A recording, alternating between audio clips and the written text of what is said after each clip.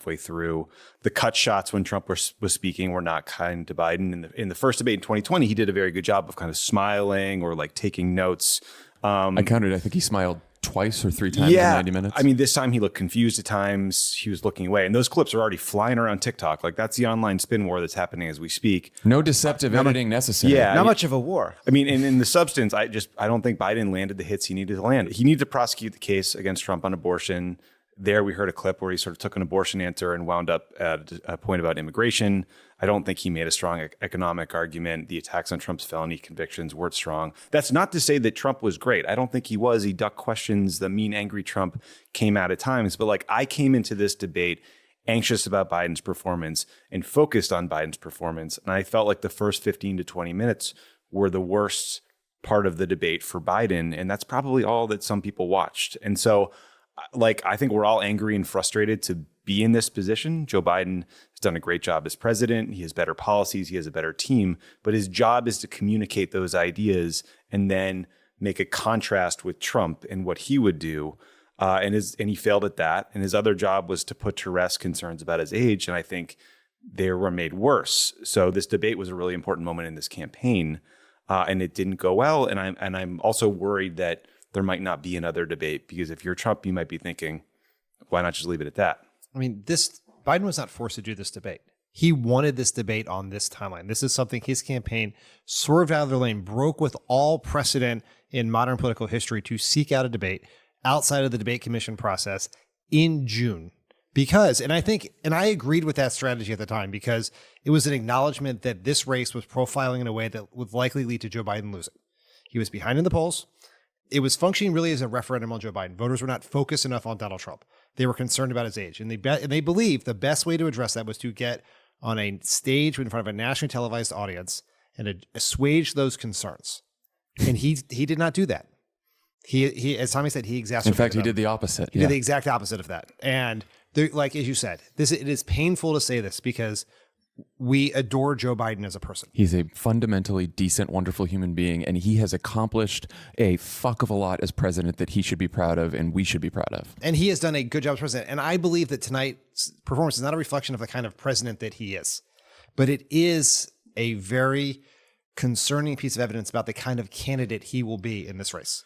Right? Because you need to ultimately be able to defend your record and make the case against Donald Trump. And there has never in the history of politics been an easier candidate to make a case against than Donald Trump. Donald Trump gave him ample opportunities to do so. If Joe Biden had given a B- performance tonight, we'd be talking about Donald Trump. He lied. He made very little sense. He didn't answer any question. He became much more incoherent as the debate went on. Donald Trump did, for sure. And this was, maybe we'll have another debate, maybe we won't, but this was Joe Biden's best and biggest opportunity to address the single biggest concern about his candidacy, and he did not deliver on that tonight, and that is deeply disappointing. Yeah, at first it was shocking, then it was scary, then it was sad, and by the end it was absurd.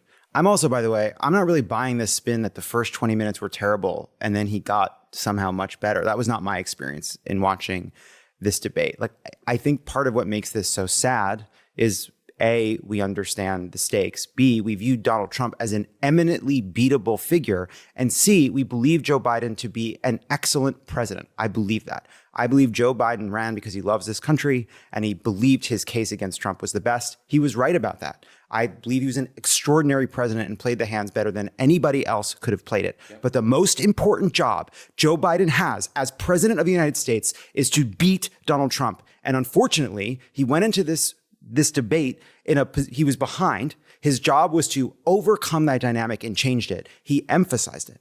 And for the same sense of decency and empathy and patriotism that led Joe Biden to run, I believe this is a moment to at least have a big open conversation about whether the best thing he can do for America to end his presidency as the success it deserves to be is whether or not he should step aside. And already I know, because the stakes are so high, you see people afraid to have that conversation, and fine. But what I don't appreciate is people immediately saying, well, we know Joe Biden won't step aside. We know Joe Biden won't do this. We know Joe Biden won't do that. I don't know what Joe Biden's going to do. Nobody knows what Joe Biden's going to do. Joe Biden was still on stage while some people were saying that they know Joe Biden is not going to step aside. I believe Joe Biden loves this country and wants what's best for it. And so there's a lot of messy, complicated, confusing unknowns ahead of us. But I think the first step is let's have the debate about which path is riskiest.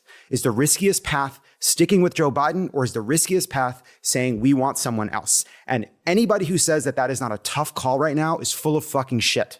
Well, we're going to get to that in a bit. Yeah. We're obviously not the only ones who are thinking this. And that's not just because there's like Democrats privately freaking out, though that's happening. Most everyone I know in my life is also freaking out. So that's also happening. But just to give you an example, as soon as the debate was over, this is what we heard from CNN's John King. Let's listen. Anderson, this was a game-changing debate in the sense that right now, as we speak, there is a deep, a wide, and a very aggressive panic in the Democratic Party. It started minutes into the debate, and it continues right now. It involves party strategists, it involves elected officials, it involves fundraisers. And they're having conversations about the president's performance, which they think was dismal, which they think will hurt other people down the party in the ticket. And they're having conversations about what they should do about it. Some of those conversations include, should we go to the White House and ask the president to step aside? Other of the conversations are about, should prominent Democrats go public with that call? So that was John King. So then we heard from all sorts of Democrats. Kate Bedingfield, former White House communications director, said that it was a bad performance. We heard from multiple other Democrats who said that. There's members of Congress. I mean, we're recording this at midnight, so by the time you hear this, there's probably other Democrats that'll have said this too. But members of Congress are giving blind quotes so far. So the panic is real. It's happening. I almost feel like it is underselling it or minimizing it to call it panicking or like bedwetting. Look, if this was September or October, we would be honest that this was a horrible debate, but say like, look, it's too late. The election is in a couple weeks. Obviously, we should vote for Joe Biden, and we should do everything we can to make sure that Donald Trump doesn't win and make Joe Biden another president. But what Joe Biden did was agree to this debate, propose this debate, and agree to this debate with 7 weeks left to the convention. And as you said, Lovett, like it would be silly not to have this conversation. And that's not to say that a contested convention would be easy or necessarily nominate someone who can beat Donald Trump. That is the reality of the situation we're in right now. But I think and look, it's up to Joe Biden, right? Joe Biden's going to make this decision. The people around him are going to counsel him on this decision. But I think that everyone else who saw what we all saw needs to be honest that it's not just that. Look, we've talked about debates before. Debates are performances. Debates are silly. They get scored. Barack Obama had a terrible first debate against Mitt Romney, right? And then he went out there and he fixed it, right?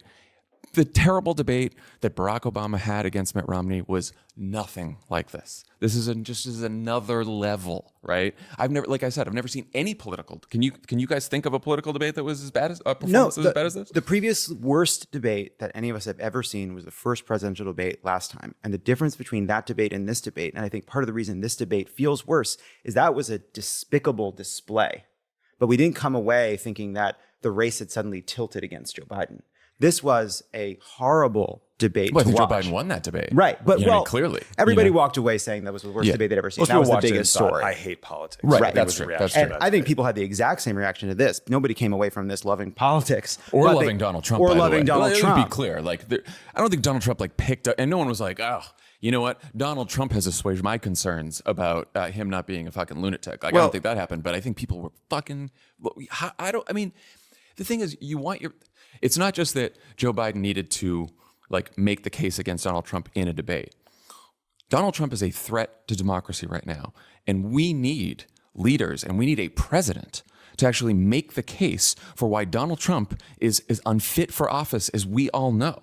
He did not bring up, he didn't make a case against January 6th. He didn't talk about the fact that he tried to overturn the last election. He didn't talk about the fact that he is facing an 88 felony counts. He said the words convicted felon once. Then he started talking about having sex with the porn star. Yeah. What's that? Alley cats. Alley cats, right? So, yeah. He didn't bring up almost any of Donald Trump's vulnerabilities in a coherent way. Let's talk about Trump's performance a minute. I mean, Trump lied constantly. He lied about his position on abortion. He lied about COVID. He lied about January 6th. He blamed Pelosi for the insurrection. The problem was the moderators had told everyone